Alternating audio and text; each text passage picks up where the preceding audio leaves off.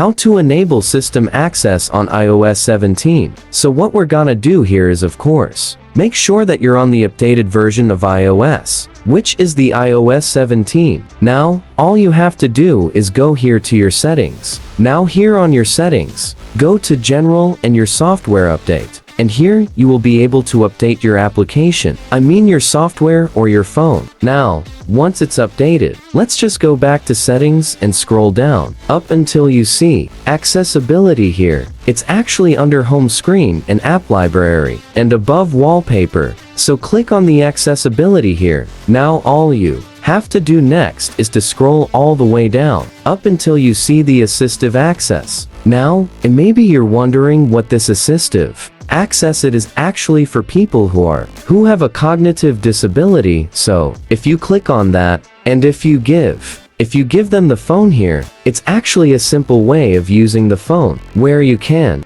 select the applications that are only allowed for them to use. So for me, these are the applications. So I have chosen the contacts, calls, camera, messages, music, and photos. But you can actually choose a lot more from here if you want, and you can actually customize it here. As you can see, it's either through rows or grids. For me, it's much more appealing. If you put it to rows here, you can actually set a wallpaper for this. This is my wallpaper. If I turn on or go to assistive access here, you can turn on the low volume buttons for them to manipulate the volume buttons, and to show your time to on lock screen, to show the battery level, and of course, to show the notification badges, and allow Siri, and if you want to change the passcode setting. So for example, you don't want to use the same password on your phone, and if it's set on assistive access, you can actually tap on